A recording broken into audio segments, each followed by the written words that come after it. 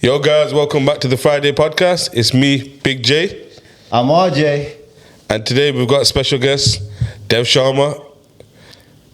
Hello. MYP. What did you just say? I forgot what you said. Youth Parliament. Oh, remember Youth Parliament, that's what it is. But what did you just say? We planned this before. We literally planned it. I know, but what did you say? I forgot. Oh, Youth MP. Oh, Youth MP, that's it. I got it wrong. No, because that's like the other way around, isn't it? That's it. Yeah, true. 100%. Yeah, but yeah, Dev Sharma, Youth MP. Thanks for coming on. Thanks for having me on, bro.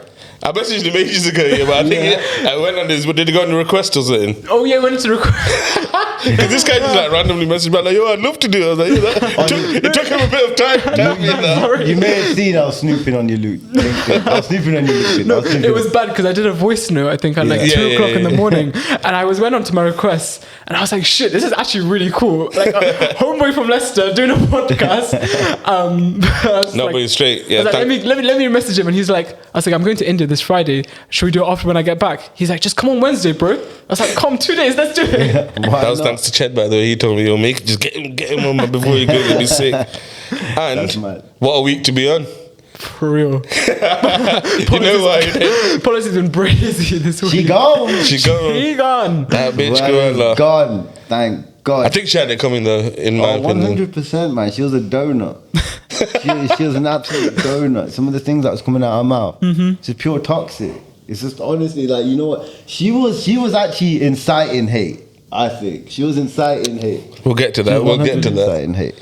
But yeah, Dev. So tell us where you grew up, where you come from, family background. Yeah, amazing. Firstly, thank you for having me on. No problem. Thanks for coming. Thank you. I grew up in Rushmead, which is area of Leicester we're all familiar with.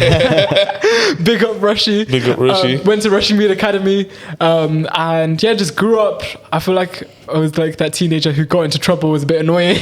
Never really thought I'd get into activism or politics as such. Got started. I remember like going out with my friends, cycling, South Down Drive, Ivydale, all these different places. Shit, let's cut that out. Let's cut that out. All the nice things about me. Let's not do the Addy. Sorry, that might be your third cut, bro. No. No, but basically we're just cycling up and down, going to the park. And I then ended up winning a scholarship to Winchester College, which is Rishi Sunak's old school. Southampton, right? Southampton, yeah. So like complete different ends. Rishi, watch out. He was there. I think he was there on Wednesday, I believe. Was he actually? Not Wednesday, sorry, on Monday, I believe. Really? Yeah, for the Valley. Yeah, he was went there. down and he went on to Southampton. So that was a complete different shift. Moving from Leicester, really from like Leicester, which is completely different to Winchester, like different walks of life, different ends of the social spectrum. What age was that? I was at 16, so I won for a scholarship for sixth form. And then when you moved there, where did you have to live? Like in halls of residence or? Bro, old boys boarding school, bro. Oh shit! Oh wow! So I lived away. So every 6 weeks, I'd go in dorms, be away from family, but live with friends, or like with people I'd were in my boarding house. Common interest in that. Everyone. Yeah, exactly. And so you'd live with them. I actually ended up making some really good friendships. So can I ask, what made you want to get into this field? Yeah, it's a very niche field to get into. Okay, before even that, when we were kids, we have like, oh, when I grow up, I want to be this. I don't think anybody ever thinks, oh, I want to be an activist or politician. So yeah, bro, activist isn't a career. It's like when I told my mom I wanted to be an activist, like recently, because I wanted to go into it. How much money are you going to make activist? How much money? And then she told me I'm going to get a shot. So, you're going to get arrested and shot, bro. I'm going to get arrested. I'm not going to be employable. How much money are you going to make? Doctor, lawyer. She's like, why can't you do something conventional? My mom, after I told her that, she said, do you know what you wanted to be when you were younger? I said, no. She said, a bin man. That's not bad, you know bin man. It's not a bad job, you know. They make good money. And they seem happy, you know. They seem happy and they have these big fancy trucks going around everywhere saying hi to you in the morning. It seems lit, not gonna lie. You know them, man, And they finish early. They finish, Yeah, they start early, but they finish early. I always did say after it all, I want a simplistic job, you know, just a simple life after this, like what I'm doing now. It's always a good thing just thinking about it. They seem happy. They go home to their family, to their wife and kids, living a good life. I was like, why not? So I grew up in Rushy, grew up in Leicester. I think my childhood was really defined by austerity and kind of the Cameron years where we grew up with our schools practically seeing them underfunded. Yeah. 2008, Yeah. the financial crash played a massive role in most of the people in my local area in terms of the type of jobs their parents had, stagnation in the local area, even our youth clubs. I think everyone was There's a lot of social affected. pressure as well, I think, on your generation, because obviously your generation is that generation that kind of like is an online generation, and I think it's so much pressure on you guys. Exactly, like we're so different to our parents. We're so Yeah. different to Yeah. even the millennials before us, like 10 years ahead of us. We've only grown up living digital lives. We've seen nothing else like it, an abundance of technology. And then when you grow up and you go into schools and you see that actually we're growing up in the 6th largest economy in the world, Yeah. yet my teachers can't afford to buy textbooks. Doesn't or make sense. It paper or literally doesn't make pencils. sense. We've They're said this coaching before. the It new don't make sense. generation as well. They're teaching the new generation like it's crazy. I mean, speaking. Where do you think? Where do you think they went wrong in like with the funding wise? Where do you think they should have? Obviously, we know where they should have put it, but where do you think they shouldn't have put it? Where they did put it? I think answer to your first question, it's just like growing up, going to youth clubs. I remember seeing my youth club shut off. So just on what we said about living digital lives, that Yeah. creates its own problems, Yeah. which we had informal educational services, youth community groups set up to tackle. So they were gone. Where have they put money that they shouldn't have? I think firstly, they removed money from places Where they shouldn't have. Where they shouldn't have. Yeah, they I shouldn't think that's the most important Yeah, thing. they shouldn't have done it in the first place. And I think I think the government has just honed down on this vision that the UK has to be this financial hub, has to be this great economy that only focuses on services, really taking away from a lot of jobs in Leicester, which are quite manufacturing. Yeah, Leicester yeah. was a manufacturing superpower. A lot of my friends, a lot of my cousins' parents. My dad had a factory. Exactly. Like Yeah. they've all this is what our community really thrives upon. Remember And- Sweatshop? That used to be in Leicester as well. Like that's gone. And even the whole boohoo thing that happened, a lot of those stem from inequalities raised after the government kind of changed its rules around asylum seekers and immigrants. Yeah. Them feeling like they actually have no place to go to work. They don't feel involved in. They don't With the involve economy, them. and then being exploited by people and sweatshop owners, being paid like illegal Wages, yeah. like illegal wages.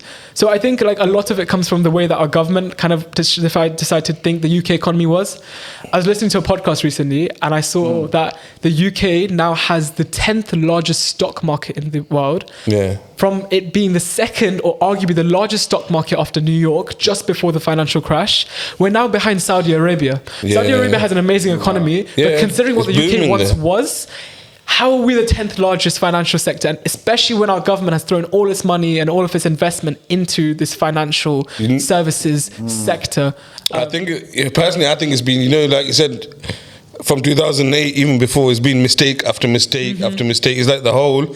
It's just been dug deeper and deeper and deeper, and I don't think we've had a prime minister that has even been able to come close to getting us out. I don't think so. Like growth hasn't been tackled, which is quite a big thing, or so has inequality, which is like the fundamental reason why I got involved. Yeah. What do you think of the recent cabinet shuffle? Like David Cameron coming back. What do you think of that? Do you think it's a good thing or do you think it's a bad thing? Not gonna lie, so I see it in this way. I'm apolitical. I don't support a political party. Okay, fair. But- That was the question I was going to ask you. You answered the question. I knew it was coming. Yeah, you know, I was going to say, who you rolling with? So part of being a youth MP is, and that's a member of youth parliament, and part of it's a democratically elected Okay. chamber of Yeah, yeah. 350 young people who are elected by our friends and peers. A million young people vote in this, but part of it, representing young people, is that you don't support a political party. You work Yeah, with yeah. both parties to see the best Neutral, in in creating both. solutions for young That people. is, I think, the best thing. Like you work with both parties to Exactly. get a solution. Everyone's singing off the same page, so you're going to find a solution. That's the best thing. And when it becomes party political, it kind of gets skewed. So what do I see with this cabinet reshuffle, Yeah. right? I see that Rishi recently started shifting very much to the right, Okay. and shifting very much to an area where he was endorsing and effectively giving a platform to those who are spewing out hate, to those who are really not understanding what type of communities we come from, understanding what Britain actually means. Yeah. And what I Yeah. see with him removing Suella and bringing back David Cameron is a shift back to the centre, a shift back to maybe more sensible politics. They have called him Mr. Fairpants. Exactly. Whatever I think of he's like David's fair, politics. He's down the line. He's fair. There's nothing exciting about him. He's orthodox. He's quiet. He's Yeah. quiet. He's very much like an Indian dad, isn't he? Basically, yeah. He just says it like, how, okay. No. You know what I mean? Like one of them ones. Yeah, for real. I swear. No, but I don't think, Suella, I don't think she was any good for him. She was like, you No. get toxic girlfriend. She was that bitch, bro. No, she was that girl, man. Like, you know what? Like, don't do that. Look, please don't. And then she just goes and does it. She just. And not just like, you get them bougie ones where they just say what they want on social media. Bro, you're in government. You're supposed to be doing the job, but you can't be saying this kind of She's stuff. half Kenyan, isn't she? Yeah, she's half Indian, half Kenyan. Isn't she? Her parents are from Fiji, I thought. Fiji.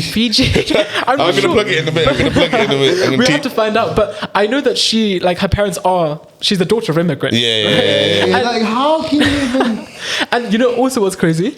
She got an Erasmus scholarship, so a scholarship to go to study at a European university.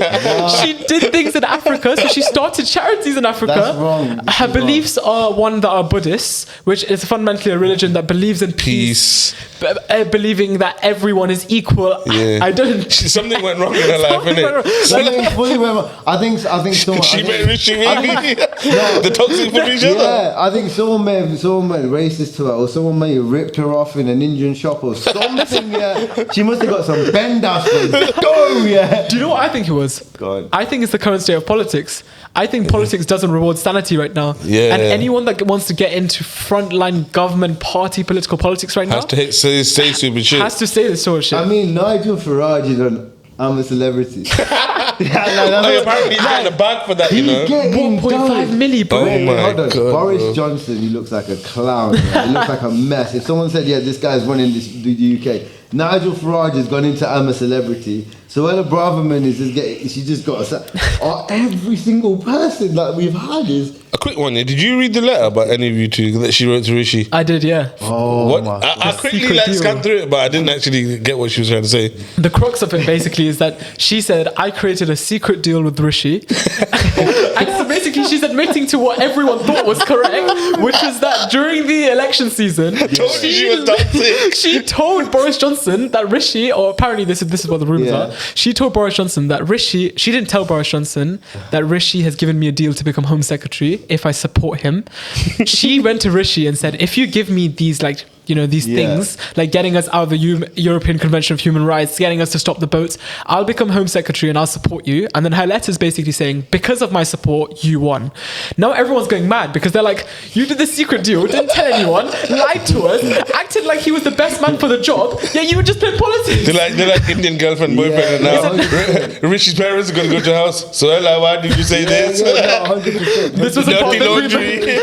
It's the dirty laundry, I mean, honestly, it's mad. Nah, she shouldn't have done that, man. But you know done what? that. In politics, that's how it is, I reckon. It's Let me just- ask. I looked at your LinkedIn and obviously see that you were heavily involved with the food industry and Yeah. obviously with Eat, and obviously I want to talk to Charity. you a little bit about that. So, obviously, like with influencers today, with supermarkets and things like that, they're always pushing certain brands on you.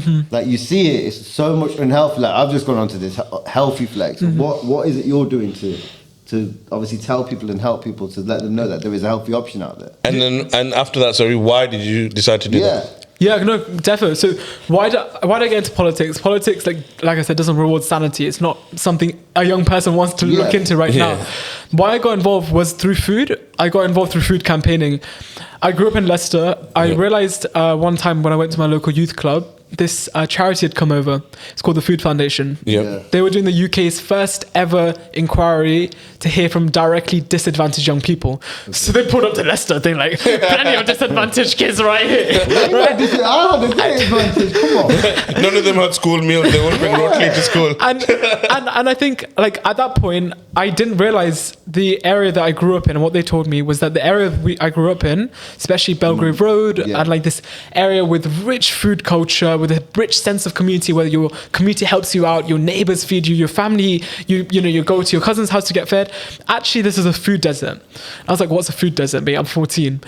Like, a food desert is in a local area where there's not a lot of access to healthy, nutritious food. And there's certain criteria to meet it, but it basically exists mostly in disadvantaged areas, areas with not a lot of money.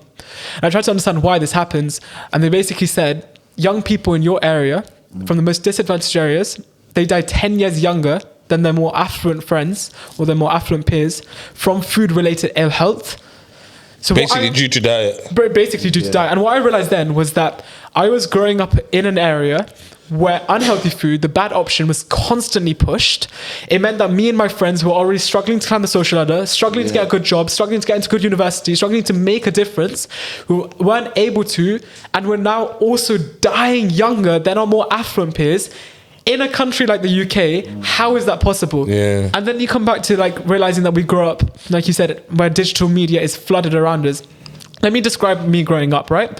Walking to school, junk food advertising plastered on every billboard ad I see. The back of my bus ticket when I'm deciding to take a bus has junk food ads. Exactly. Do for one bag, you know, that's all. 100%, When I'm going on my Instagram, exactly. It's pushed everywhere. Yeah, download When you want to watch football, It's earn there. reward points. Get It's free everywhere, reward bro. points. Earn more food points. Even that Monopoly thing. No, I think, you know what? I always want to get a Monopoly when Mackies do it, you know. I always want to get Mackies when Monopoly do it. Like, that's it. But what we've realized is that junk food has now infiltrated its way into youth culture.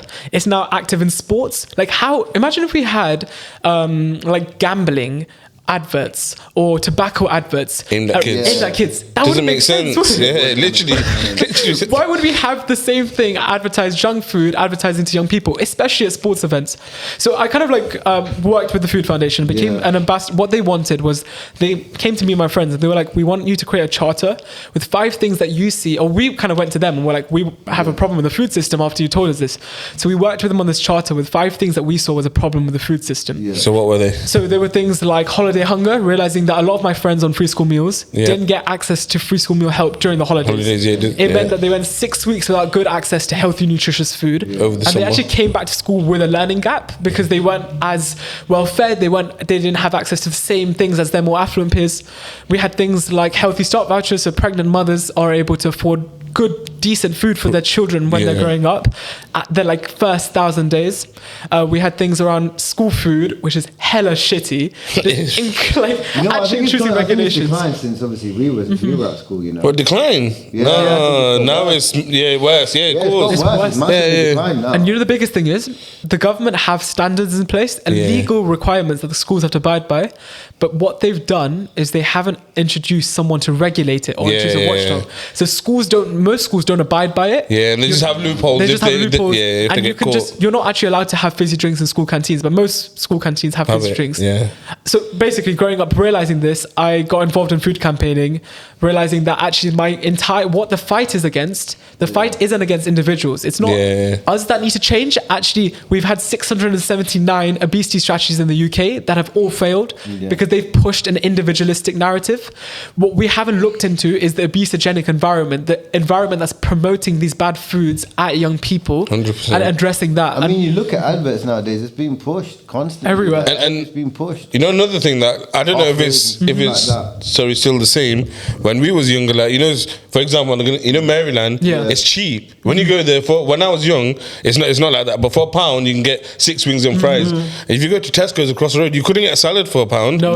So obviously, and you, like you said, disadvantaged. Yeah, my bone to areas. pick is that if you're like, when my youth club's shut, right, my school isn't somewhere that I can stay at after school. Yeah. Where is the place where I feel warm? I can get Wi-Fi. Boss man knows me well. The chicken shop, right? It's the community hub. It's a spot. Exactly. All your mates go there. It's a social thing. Exactly. As well. You know what I mean? Everyone goes to the chicken shop. Yeah, and small businesses need to thrive. 100%. And chicken shop, boss man needs to do well. But at the same time, McDonald's has caught onto this. And now McDonald's offers you, gives you free Wi-Fi, charging. Points, gets you an app. Or like scan your app, you know what I mean? Sign up to membership, get emails so they grab your data. It's crazy, like it's massive. Exactly. But it's so expensive, like, you know, like in terms of if you see a juice bar and you see you see a chicken shop, like a juice bar to get like something healthy. Yeah. It's so much more expensive than it is going to the chicken shop. So like, that's exactly what. And the biggest thing that blew my mind was that actually a lot of junk food out there, it's tasty, it's good, it's appealing because of the colors. But when young people try to eat healthy, and actually statistically, the data shows that 70% of young people think they're eating healthy diets. In reality, only 6% actually are. So the problem is they don't even know it. They don't even know it. But they have, you know, when you have cereals in the morning, why do they have cartoon characters on them? When you look and you walk, let me tell you a story. I took my little cousin brother I took him to the supermarket. He wanted a yogurt, and I won't say which cartoon character, but it had a cartoon character aimed at him. Yeah. Now, when you see a yogurt with a cartoon character, you can't tell me it's not advertised to a young child. Of course. Right? 100%. Absolutely. 100%. It's not advertised to adults. You know the horrible thing is, even these vapes. Oh, my kid watches Bob the Builder. Let me get Bob the Builder yogurt. Yeah, straight up. Shall I tell you what the shocking thing was? I pick it up, and it has the nutritional traffic light labeling. Yeah. Oh It's green, God, green, right. green. Yeah. So it's good. I'm thinking, or if I'm a mother, I'm thinking that's good for him. It looks I think good. good. It Coming looks back, good. it also has all these things on it, like Great. Traffic vitamin lights. C, Yeah. calcium, all these buzzwords that make you think Yeah, incredible, yeah. right? That's just at a glance, though, Yeah, isn't it? and that's just at a glance. Only if you really look into it, you realize that the nutritional information that's green is not for a child. It's actually for an adult's nutritional intake. Yeah. And if I adjust the amount of sugar that's in that product for my 8-year-old brother, Yes. that's actually red. They should be red for sugar. But these big food Loophole. companies are playing politics, and they're manipulating us by making it green but still having cartoon characters at us. So how do we know that we're eating unhealthy diets if the food that we're eating, fundamentally we believe it's good for us? Again, It's lying to you. it's Basically, lying it's to you. literally lying to you. You know, innocent, you talked about smoothies, right? Yeah. Innocent smoothies. That's crazy. What are the connotations with it? Innocent, Healthy. one if you're Yeah, 5 a that's day. what I mean. Like That's what- you look at that, you'd think of it as innocent, but there's a lot of sugar in it. Hey, It's owned by Coke. And What? also, one of the innocent smoothies has nearly the same amount of sugar as the can of Coke, but they don't tell you that. can of Coke is about 36 grams, right? of And sugar? it's around 26, I believe, something around that. I think they may have changed it because I think back in the But it's day, the it same was thing, and they're Yeah. lying to you. They're lying to you. They're And, lit- and the connotations are innocent. Yeah, Is that yeah. it's good for you. And my mates, before I knew this, we used to chug these things down as part of our meal juice, bro. I go to the gym. That's what I mean. Yeah, Listen. exactly. You know, Lucasade sport. I used to drink that and never did no sport. Never did no sport. Literally did no sport whatsoever. Yeah, that thing had so much sugar. I can taste it now, man. And the thing is, when we have Coke, we know that it's bad for us. But when we Yeah. have innocent, we think that it's good for us. Because we see and the that's word my bone to pick. innocent. Exactly. It's literally in the name. It's Yeah, that's it. the labeling that's dishonest that I have a problem with, and that's everywhere. Next time you go into a supermarket, try and find try and look at Kinder. The company that owns Kinder is Ferrero. Yeah. In that 2 years ago, they said we don't advertise to under 13s. Tell me which Kinder egg isn't advertised to under 13s. My favourite chocolate is Kinder Maxi, and they've got a 6-year-old on it eating a chocolate. But it's not advertised to them, apparently. On their AGMs, in I their don't get meetings, in their shareholder meetings, they don't advertise to under 13s, bro. Oh my god, that's It don't make sense. Make it Well, make sense. Who Told you it's a scam. Who over 13 will buy an egg with a toy in it? For themselves. For themselves. Not to use the egg later. Should I tell you the solutions? Like what we. That's what I want to know. Yeah. What is, so have you said all the 5? Yeah. Yeah, I'm Yeah. kind of the general gist Yeah. is basically that. yeah. The solutions, it's creating an environment for young people to be able to grow up healthy. So imposing regulation in place so that, and a lot of this has already been done. So junk food advertising is limited to young people or not shown Yep. on Instagram or on the social media.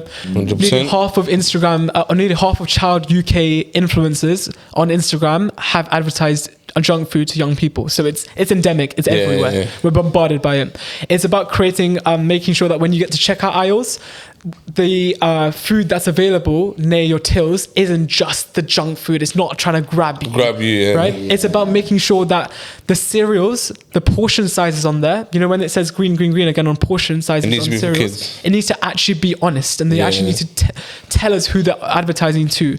It's about creating a systemic change. I was just about to say it's a whole systemic change. It's not just one thing, Do you innit? remember we were talking about multi-packs? You were talking about, I was saying the bottles in Tesco's, and obviously you're saying sometimes they make it cheaper, obviously to buy more, rather than obviously to buy less. Yeah. So what do you do in a situation where there's loads of multi-packs, and then obviously you see one, you just want one, and then, oh yeah, multi-packs, 20p more, why not? It's about the multi-pack.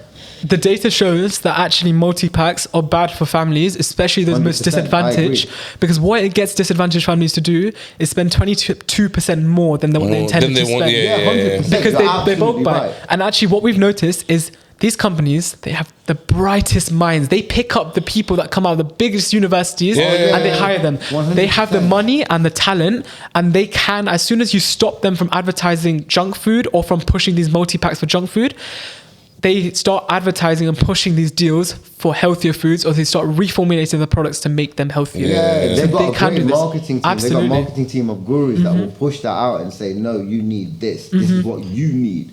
Then we'll go out and buy it. Absolutely. I mean, like right now, I feel like I need Red Bulls, and that's the only drink that I would drink. Like, but it's a placebo thing. I think. You know what I mean? Like, Red Bull's the only one that works. Okay, so what do you think needs to be implemented to make these changes? We need strong government, and we haven't seen that at all. With Boris Johnson, I felt Boris Johnson was one of the most progressive governments we had in food. Yeah. He was the first person, after he realized that he had... So Theresa May did great stuff too in terms of food, did great stuff about other things, maybe not, but in terms of food, so she commissioned the obesity strategy. So that was the first thing, realizing that we can't push individuals to change. We can't. That hasn't worked. We need government directive, and we need businesses to act.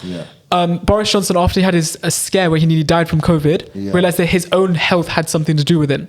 So he pushed through his obesity strategy, which included things like, from the campaign that I led, got junk food advertising banned, and that got it into the Queen's legislation. It got from around tills, you can't put junk, you can't put chocolates and stuff like that. Was this like really recent? Not obviously with Boris's time, so not long ago, innit? It was around lockdown time. And then what we saw happen is that all of these great things, even in terms of protecting children's health and getting all these things, these systemic policies in place, as soon as Boris's leadership became weak, as soon as he became quite vulnerable to a lot of attacks from Partygate, in order to appease to the right of his party, they hate a lot of these things. And these were the first things to get axed. And he just got rid of all of them. And then now we had Liz Truss, and then we had Rishi Sunak, and there just isn't really any political will from Rishi Sunak to tackle this. A lot of stuff on smoking, but nothing on children's health, which is the next big epidemic. Did the King say anything about? Not this year. He didn't. Nothing about children's health, bro. Except for smoking. But not with food, innit? Yeah, I think obviously he was concentrating more on the 14-year-olds when he said, "Oh, if you're 14 and under, you can't smoke." Ever. That was the sort. Ever. I think that was the sort of thing he was concentrating on, but. You're absolutely right. I mean, obviously, you look at supermarkets now, and they've got advent calendars pushed right to the front as soon as you walk in the door, and then you've got chocolates, you've got crisps, and everything. If you want to get something healthy, you've got to go down the healthy aisle. So it's kind of like you've got to go get a walk and just get what you need, and it's not there accessible. Exactly that. It's not the cheap option, not the appealing option.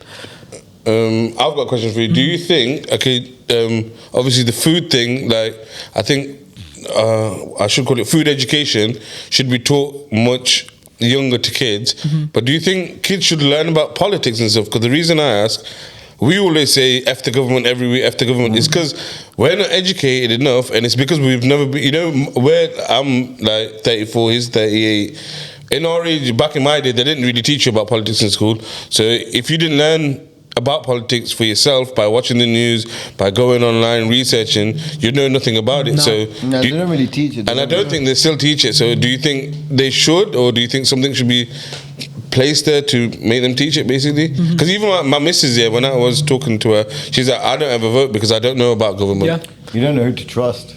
My Life My Say, a charity which is trying to get more young people out to vote, has a really good slogan: if you don't do politics, politics will do you. 100%. And what they say is that's a sick one. Exactly, it's good one, right? True. That's actually really true. And what they say is politics is everything. Everything that when I go to my friends and we meet at the chicken shop, or when we're on the playground, everything we talk about, from our A-levels to school funding to even us walking down and just even when we're just talking about our phones and Instagram, if we're talking about mental health, if we're talking about just what it fundamentally feels like to be a young person, that is politics. It's all everything stems back to politics. True. And the reason why politicians and decision makers don't do things around young people is because we don't vote. They know that they can disregard our voice because they realize that they're not going to vote for us anyway. They're not going to go out. Another thing, so I've brought it up before a little bit, but I think it matters a lot in this conversation. Influencers. You know, a lot of young people looked up to people like Sidemen, Beta Squad, literally like Philly, all the influencers that like they're not musicians or anything. Do you think they should get actively involved, not in politics, maybe like you said, stay neutral, but teach about politics, or like...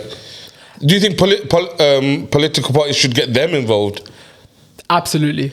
And I think that's what we need right now. We need it to be cool to vote, cool to talk about politics, it to be normal for us to actually understand how the laws are made and decisions are made. Coming back to your point that you said first about us not understanding the democratic process, I wasn't taught at school anything about what a law is, what a bill is, the differentiation between exactly, right? Teach you anything. Difference between House of Lords, House of Commons, how the Prime Minister gets elected, and unless you go out and actively search for these type of things, you won't get told. So either somebody else teaches you outside of school, or you actively go search for it. And that's where you're starting to like get to a place where you can skew people's beliefs, because if you're learning on the playground, or if you're learning in non-safe environments, it means that only those who are most politically active or those with really strong opinions end up getting involved and skewing the narrative around it. You don't actually get the everyday man, the everyday person who's working hard, who just wants really the system to change. Fairness. 100%. But your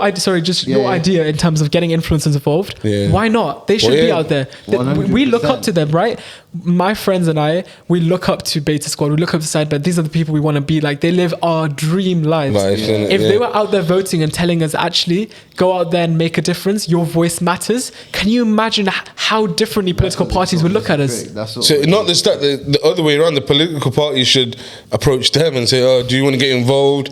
This is what we can offer your generation or your target, your market audience kind of thing. You know what the issue is? I don't think a lot of these people want to be tied in with these political parties because they have such a bad reputation. And I think that's all it is. Like, for example, and you know what, like, obviously all I know is about America, like, really, but and I think they wanted to perform for Donald Trump, and a lot of celebrities said no, we don't want to perform for you. Like, you know what I mean? So I think a lot of celebrities, if each party reached out to ask them, I think that's going to be difficult. But I think they should go out and be unbiased and say go vote, because I do think every vote does matter. Do you know what I mean? 100%. Absolutely. And I think what was happening now, I feel like a lot's changed since the last election.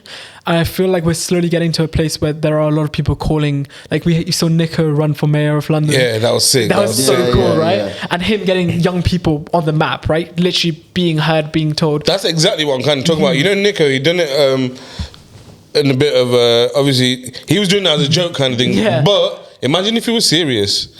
And imagine if it wasn't just Nico, it was the whole of Beta Squad, and if they all got involved, and it would be big. Like, imagine the whole generation, that everyone who watches them, and they got millions of kids, they'll think twice. Oh, why are these lot telling us to do this? And maybe we should look into it further.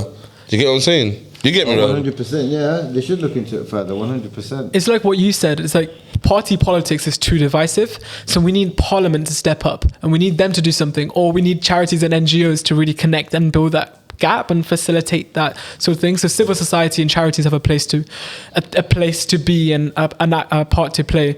I feel like a lot that scene has really built up recently. I'm quite excited for the next election and seeing what happens. 100%. I think the next election right now, I think it's going to be quite interesting. I do think Labour are going to take it, in my opinion, but we'll see what happens. I mean, I think we do need a change, if I'm being honest with you, because I mean, a lot of people have lost trust in the government, should I say, and obviously, like, I'm not going to come out here and say F the government or whatever, because they need to get it right. I mean, we're living in this country, and then at the end of the day, if they don't get it right, we're fucked. Exactly that. Like, we look at politics, and we saw a Prime Minister text messages recently through the COVID inquiry where Dominic Cummings was abusing ministers, using foul language.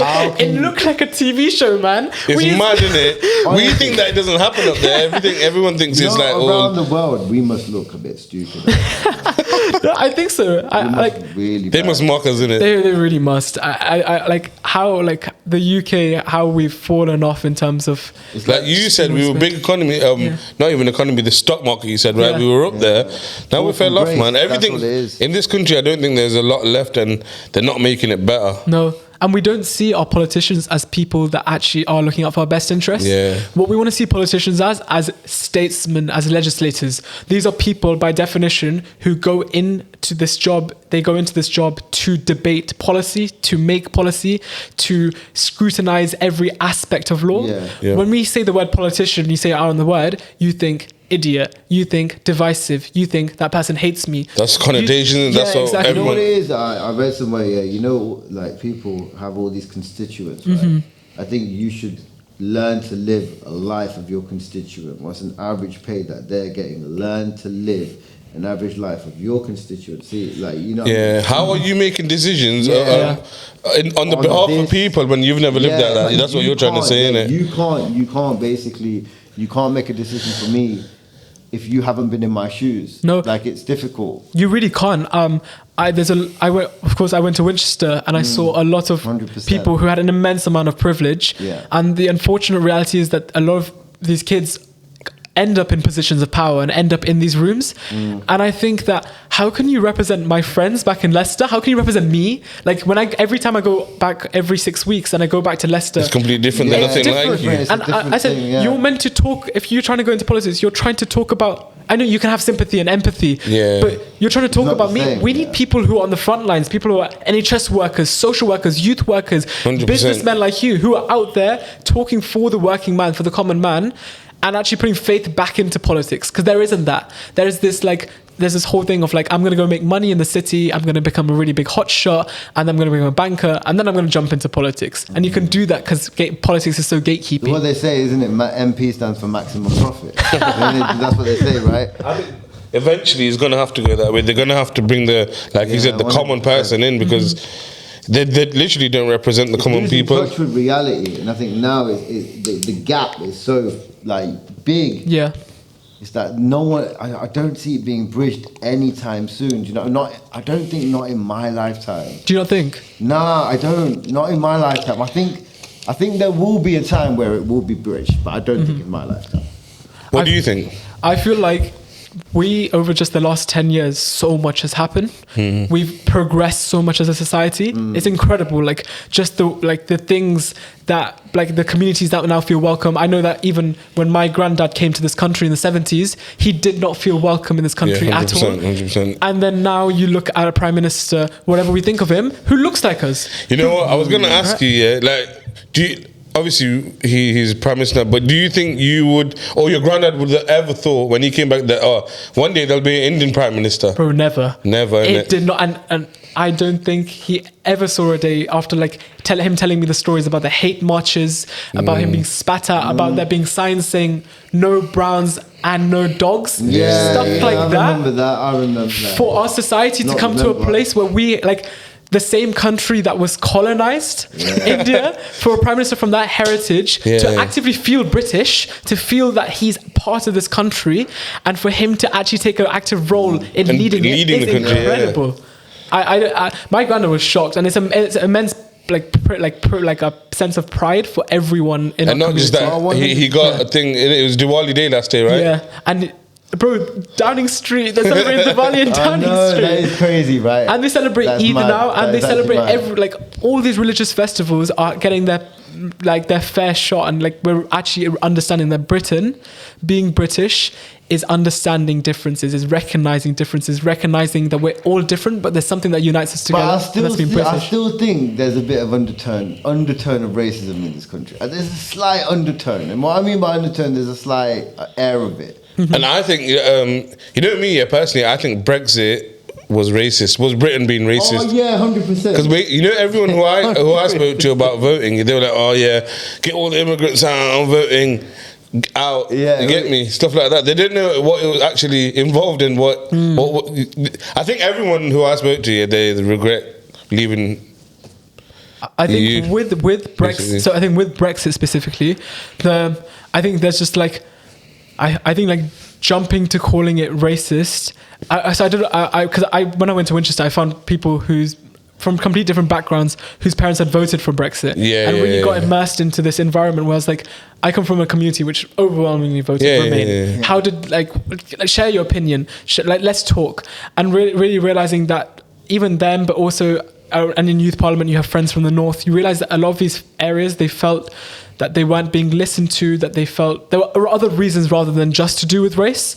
But I do think that there is a racial problem that somehow exists that Suella Braverman kind of really brought to light in a way where the Home Secretary was kind of instigating it. I think Boris brought it to light, and I think Suella's just thrown a grenade in it. Yeah. I think Boris obviously said some remarks and some comments, and obviously got called out for it. And I think obviously now Suella is just blown it out of proportion. But I do think that there is a slight air of it in this country, and then like obviously I do love the country, like whatever. But it's gotten much better since back in the day. But I think way better. It's like how 100%. quickly we can forget that Boris Johnson made fun of women in hijabs, and like how we can so quickly make him prime minister. That's what that definitely means that there's so much more work to do. How can we forget that? Yeah. Like hold on a second. You're in charge of a country. You're talking about diversity. You're talking about all of this, but then and when you say stuff like that, that's actually how you feel. Why would you say it if you didn't feel like that? Exactly, and like it's a thing. Like once you stand on what you say, like obviously you've said it. It was printed on paper. Like you let it be printed. You can't unsay stuff, innit? Especially Like, when how can you say that? Like that's crazy. That's madness. Like, and we had him prime minister. So this country shot it. So I think race is a problem, and I think it's a massive problem that has to be addressed. Massive. I also think class is a problem, and I think that we also, like, the UK is built upon a very classist society, and it means that a lot of working class kids go without opportunities. I think these are both equally big problems that have to be tackled, but we have to tackle both of them together, and we have to really address like a lot of communities that are not being heard. They're the lost generation. They're going without opportunities. Yeah. I've got a quick question. So right now, member of the Youth Parliament, when does it change, or is your plan to go into politics? So when did the youth bit go away, basically? Yeah, so youth parliament is anyone up to the age of 18. Yeah, that's what. And so you can run up to the election age of 18. My role officially ends in December. Yep. And then so around when I turn 19 in February, so I'm doing the handover stage to the next elected youth MP. Basically, you're the next person in charge. Exactly. But then what happens to you? Where does your career go? So on youth parliament, it's a 2-year role, and you work on it. Where do I go next? I'm currently chairing the UK government's youth select committee. Okay. So this is the first ever youth inquiry of its kind, looking into the cost of living crisis. Yep. The government and parliament have given us the same powers as a parliamentary select committee. Sick. Which means that we get to sit in the House of Commons. We brought in witnesses, and we had them testify, and we had them answer our questions. Yep. Yeah. And then we are currently in the stages of writing up a report, which the government legally has to respond to within 3 months. Sick. It will be the first report to hear from young people directly on the cost of living. What we're hoping to do is make a massive bang when it gets launched in February, and really tell government this is what young people want. Not even want, but this is what we're experiencing, and the cost of we need. And like, all of your policies are on the cost of living crisis. They're nothing to do with young people. You aren't talking about us at all. You're forgetting about us. Hopefully this report can give it some narrative. It can really offer some solutions to them. The good thing is right now you're in a position of power, because like you've got all of this, that they're basically giving you all of this power. Who else is in the committee also? Is it just people all over the UK young? It's a really representative community. So Okay, it was made through the British Youth Council, which is kind of the National Youth Council of the UK. It's 12 young people from all different geographic and economic backgrounds in the UK. Yep. And I think like also, just as an aside, having gone to Winchester, I realized that not everyone who is at Winchester and is paying like 50 grand for education a year, they also deserve to have a voice. Yeah, they of course, are also great people, and they want to make a difference, and they have skill sets. So I think having people from all like different representations, but I'm proud to say that the committee overwhelmingly represents the common man, the common person. It's what it should be. We've got like young people from different socio-economic but also ethnic backgrounds. And so and all across the UK. So it's a good committee. We have a good relationship with each other. And we're really tight, and we know like we all as long as everybody's getting represented, then it's fair, isn't it? Good, so it's got a good mix of people, which is good. So. Exactly. And it'll be a good vibe, innit? And it's a good vibe, and actually we all have our interests, and when they come together, nothing more powerful than empowered, educated and inspired young people. When they come together, that politician sitting on the other side of the chair, he can't say anything. Even the best trained politician, he's not ready. If a young person goes up to him and says, why can't I eat good food at school. Why do I go hungry in the holidays? How is he meant to respond? Because this government is doing this, putting this much money into this. They can't respond. They can't respond. That's not a response. They can't respond. Okay, next question. Where do you see yourself in 5 years? Yeah, sorry, that question. I see politics as a horrible place to be right now. Frontline politics. Youth politics is incredibly different because it means I can stay apolitical and I can be an activist campaigner, which is what I want. I want to work in impact, and I've done a lot of thinking about this. And it's like, how can I do that whilst sticking to this really strong set of values that I have, that my community has helped give me, that I have been raised by? How do I stick true to them and also give back? And I don't think going into politics right now is the answer, because it means I have to climb up the greasy slope. I have to become like them. And there's more power in me being somebody calling them out and trying to change the system and reform them and revolutionize it, and trying to create a place where we can actually get like the common man into politics. So I really want to work in impact. That's what. First is university. I haven't even got my degree yet. I'm on a gap year. Just finished my A-level. So uni first. And then after that, possibly I'm seeing like international development as an area where I can maybe go back to India and see actually stuff on the ground. There's also incredible like charities that do work on an international level and direct money towards there. Or maybe something like start my own thing. 100%, man. I mean, look, you got your head screwed on straight. It seemed like speaking to you as well. Like, thank you. And do you want to tell, obviously, where you're going? You're obviously going away, yeah? Oh, to India? Yes. That's mad. This Friday, I'm going off to India. So just want to reconnect with culture, want to see what it's like. Whereabouts, do you know? Rajasthan. Oh, sick. Desert state of India. How long are you staying there for? For 3 months, bro. Yeah, till February. 3 months, yeah. So there's a reason. So what I'm going for is there's an election in Rajasthan. Okay, fair enough. It's a election. It's a state election, and a few of my extended family members, they're running. But also my dad's brother, my cousin brother, he's running too. So I'm trying to just see, like, it's in the family. I want to see what an actual election looks like, and how politics there must be mental madness, and you get cars with sirens. Walk through there, and they don't know. Driving down the engine like screaming. Is he Dev Sharma? You see me on top of a car with like a big speaker, bro. They don't know. Man's throwing flower petals in. They don't have safety, no health and safety. And noise pollution is non-existent, and they're just like screaming massive speakers. So I think that it'll be sick. That would be a good experience. That would be. I have to connect with my Indian past. India's the world's largest democracy, and I want to be more involved in politics. Why not go to like the heart of it, especially in an election which is at home, right? And see what it's like. And then I'm also going to COP28 in Dubai. So I'm thinking I fly off straight from Dubai from India, and that way it's quicker and it's more easier. And that way I can kind of also get some time with my family. And then my cousin's getting married after that. So they're going back to India for his wedding. So going back to India? Yeah, going back to India. So wait, so India, Dubai, India. Oh my. Whereabouts in India? The second time? It's in Lucknow. Huh? Lucknow. Oh, yeah. So that's UP. You know, interesting fact. Uttar Pradesh or something like that. I don't know. Yeah, I do know. I'm going to India as well in February. My sister's getting married. When are you going? I shouldn't know this yet. It's your sister, bro. No, but you know what? Yeah, it's like, bro. You know me. I'm not good with dates. I'll tell you that right now. Yeah, but it's do you know? 19th of Jan, innit? Yeah, 19th of Jan. 15-year-old cousin who knows No, because he was there. You know when he write the invites and stuff, he was there. So 19th of Jan, I'm going for 10 days. So I'm gonna have to pre-record one. But yeah, it'll be sick, man. And UP, if UP was a country. It has 220 million people. It'd be the 5th largest country in the world by population. It's India's massive. I can't fathom it. Rajasthan's its own country, basically. India's massive, right? But yet they show people running around and dancing in movies. I'm just saying, India's huge, but hold on a second. But people are dancing in movies. That's their cultural export. Another cultural export. Yeah. If you get back and you want to try some good food like your mum cooks, I'll sponsor Mama's Kitchen. But I've heard of Mama's Kitchen. Yo, bro. Good food. 10 out of 10. 10 out of 10. 10 out of 10, bro. Bro, we need a tasting session, yeah? Yeah, we can go there. I might even ring him after. Big up RS Glass and Glazing Limited. Amazing. If you need any glass bits doing, like I said last week, he does custom bits.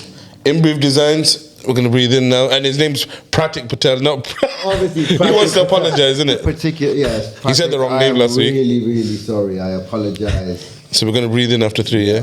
1, 2, 3.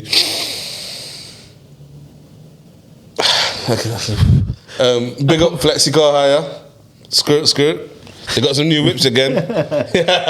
No, yeah, big up Flexi Car Hire, man. And they sponsor other good stuff as well, so they're doing good things. And also a big up pair or two. This week we got a couple of pair of Cortezes. Remember Cortezes from back in the day? You know bro? what? Cortez trousers. No, this is Cortez, you know. Oh, just sorry. So these, I thought you went to Cortez brand. these are Nike Cortezes. Yeah. So you know Cortez, the owner's name's Clint. Clint, yeah. Clint and Nike had beef because Nike said that he copied the name of these are called Nike Cortezes. Yeah. These are old school trainers. I saw it. Yeah, so before the collab, they actually had beef. I remember the Millennial Cortez, the one with the like silver Nikes. So these are Sesame. I think shoes, these. One of them are Lemon Frost Union, and one of them are Union Sesame. I don't know. I like the colour. I like the colour. That must be the colour fade on them. No. Clint's a genius, isn't he? Clint's a G, man. Clint's a G, bro. Big up Clint. But so big it's up Cortez. Pair or two who are doing this giveaway. Yeah, so the giveaway is just the boxes for now. We've already done the trainer giveaway. We gave away a pair of Panda Dunks.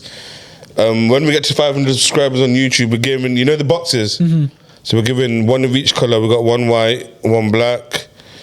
So yeah, that's the giveaway. Big up Leicester Podcast Studio. And also quickly, I just wanted to talk about Fiji water. Yeah, you know what, bro? If you like ain't tried Fiji water, you need to get some, because Fiji is an island situated 1,300 miles away from everywhere else, and it's very clean. And you will taste the difference. No, you know what? When I was I do like Fiji water. Have you ever tried it? Yeah. Yes. Bro, you can taste. You can taste the difference. You can. But honestly, do you know what else is nice? Little Boss. Nah, you know what? Yeah, Boss ain't it, man. Boss is Boss nice. ain't You know it, what's man. great though? Go on. Miss Lady. Tap. Oh, Miss Lady. You know about Miss Lady, bro? When you go to India, bro. If you know, you know. Oh, quickly, I just wanted to ask you as well. How did you do that? You know the light switch? Yes. How did you get Oh, to do that, basically? that That's was every kid's dream, bro. Every kid that was Have you done standing it- there you've done it wanted twice, to be right? you. Twice. Yeah, you did it. First time you did it in 2018. When did you do it again? 2019. Oh my god, just the year after that. It was incredible. That was sick, man. It was so cool. It's because I'll get into how I did it, but it's because the reason I was able to do it is because Leicester City Council, the council itself, and especially the youth team there, like big shout to them. The reason I'm initially involved with them got me from my youth club into like youth council politics. They really create spaces for young people to be involved and talk to decision makers. So I was involved with this thing called the Young People's Council. It's just a group of young people who come together. It's kind of like the youth equivalent to the adult council, and they speak and they have direct access to city mayor, assistant city mayors, councillors. They had a panel called the Diwali Advisory Panel, and so at the same time I was doing my food stuff, and so I sat on the Diwali Advisory Panel, and they wanted young people to be able to make let's just say young city and like help curate this event that's much more youthful. So I was helping them out for 2 years in 2018 and 19 then, and also a lot of the food stuff. So I was honoured by the council to turn them on in 2018 and 19. It was surreal, bro. It was crazy. Obviously said that was them 2 years. You might not know, but are they stopping it now? Apparently I've heard rumours about it's done now. I saw an article in Leicester Mercury where it's like apparently it's costing the council a bit too much. See, but I heard a rumour that the businesses were chipping in. You know what? Yeah, you know that rumour, where that rumour came from. You know, Leicester Mercury, they have the online one, obviously. Leicester, someone commented that, and that rumour all stemmed from that one comment. What the local businesses pay for that? No. I said that obviously. You know, I heard that probably was, you know. But no, what I heard was that businesses obviously get a lot of footfall at that time, but they don't chip in. They don't chip in, because I asked a couple of them business owners, because they come to the garage and ask, they're like, nah, we don't chip in, bro. Do you know what I think it is? I think that puts Leicester on the map. My cousins in India know of Leicester because of that. Because of that, yeah. Dubai, people come from all over the country for that, you know. Yeah, Trust me, that's why, you know, like the gold shops, These people, basically, yeah. You know how you keep saying Winchester? Yeah. My missus is from Southampton, isn't it? Yeah. So it's home for you. So you know when you go to Southampton and you go and just eat. You know if you go in Leicester, there's 250 restaurants. When you go to Southampton, there's 30, bro. Really? Literally, bro. Yeah. 30 and there's no Indian shops, so they come here to go Falcon and they go to gold shops here. Yeah, Bobby's, all that. They don't have it That's there. madness. That's absolute So you know the footfall that Belgrave Road gets on that day is nuts, bro. Insane. Man come just to buy gold and watch some fireworks. You could have a random shop selling random items and have it open. Someone's gonna walk in and buy. Yeah. But even in Dushera, when people have to come to buy gold, Belgrave Road, full. Golden Mile is the Golden Mile, spot. isn't it? It's literally spot, right? Golden Mile. Yeah. It is, and you know what I like about it as well? You've got so many different variations of different shops. Yeah. Like you want anything is there. Anything, and you know what? That road's always kicking. You go down it, literally. I drive up and down it every day. There's always something going. You got everything. I no wonder, like, there's like such a lively sense of community, and everybody, nobody wants to move out. Literally, bro. Are they doing Literally. anything with that BP Brothers building?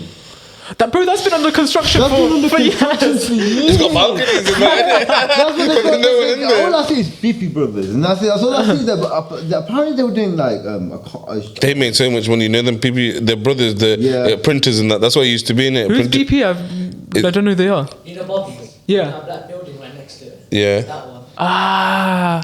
what?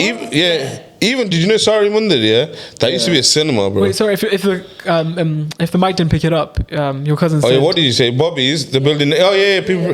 Yeah, he used to say PP printers basically BP before. Brothers, yeah. Yeah. So I think obviously the printing shop's gone now, and now it's flats or whatever. Okay. But No. those flats. Yeah, but it's not just not ready in it. Yeah, it hasn't been ready for the last since I was born. Bro, this is Since I was born, you know, I remember. for real. that's real. That's so real. Same with me, bro. I've grown up and seen that under construction ever since I was a kid. Did you ever see the Colosseum?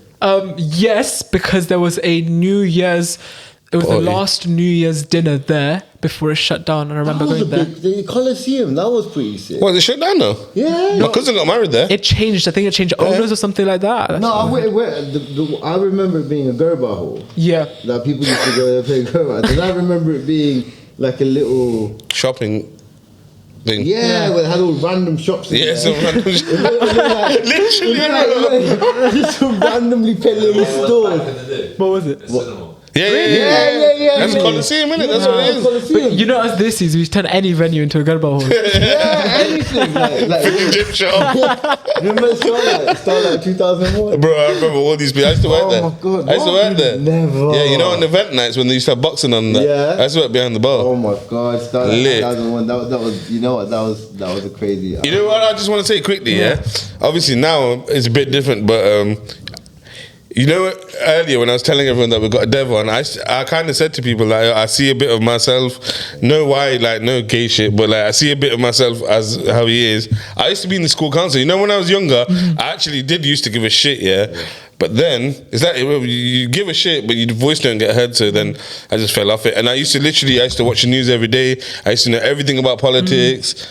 I used to be the head of the school council in secondary school. Bro. You know what someone told me? Yeah, it's a big thing on how you react and how you respond. Yeah. Because you know what, you can have such a great point. Yeah, but you know if you say it incorrectly or you say it like shoutingly, angrily, you ain't gonna get your point across. No one's gonna listen to you. So it's how you react and respond. And that's why we need spaces for young people, right? Yeah. That's why, like, if you 100%, give them like in schools maybe somewhere to just discuss topics or hot topics, or maybe to talk a bit about what politics is and what it means to them. Definitely. You get that frustration, anger out early, and I still educate them.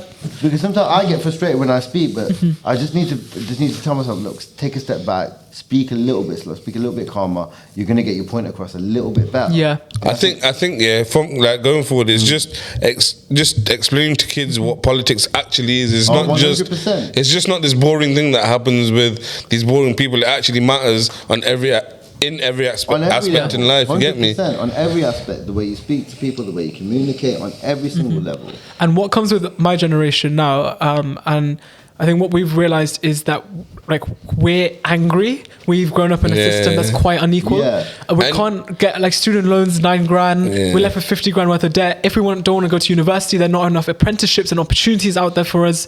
We're trying to get a house. It's impossible to buy a house in now's day and age. So we see the struggles that our parents didn't have to have, and we're now having to go through. Yeah. And then we see we're angry about it. We want to share something about it, but there's no one listening to us. Yeah. So it really is just a full circle moment. And again, it comes back to just voting. If we were a large enough constituency of voters, politicians would have to listen to us because they realize we need the young people's vote. You know what it is as well? You know, like kind of recently, you've seen all these governments being overturned like abroad, and you see young people are involved in them overturnings because they're getting listened to, and if they ain't getting listened to, they make sure they get listened to, kind of thing. 100%. My saying is young people aren't the leaders of tomorrow. Yeah, we're yeah, the leaders of that's- today. If you look at Black Lives Matter, you look at gun rights in America, you look at climate change as the most pertinent example. Even food now in the UK, young people are the ones banging the drums, getting politicians to Oh listen. yeah, 100%. If we don't make those changes today, we're never going to see that tomorrow. 100%, never. So to wrap it up, what would you like to say that to our younger viewers and give them a like, little positive message, basically? Yeah. Look into the camera. Yeah, look into the camera, bro. Absolutely. Growing up in Leicester, I don't think there are enough role models out there. We see Rishi Sunak as a prime minister. We see people that look like us who are from South Asian backgrounds or just coming from an area that's quite disadvantaged. And we want to do well. I think the biggest thing I'd say is that if you have a passion, if you have a hobby, pursue it. Find friends, find people with similar interests. Form a group, form a constituency. Go and do something. Use that anger that you have, use that energy for something productive. I know that there's so much stuff going on right now in the world, which is horrible, which is wrong. But actually, you can be a voice for reason, a voice for change. And when your friends come together and actually speak up, there's nothing more powerful than that. People listen. Well said. Well said. Dev, thanks for coming on. Thank you so much. All the best for Thank the you so future. much for coming out. It was lovely meeting you, man. Thank you for having me on. Yeah, man. Good episode. It's a wrap. Loved having you. Thank you.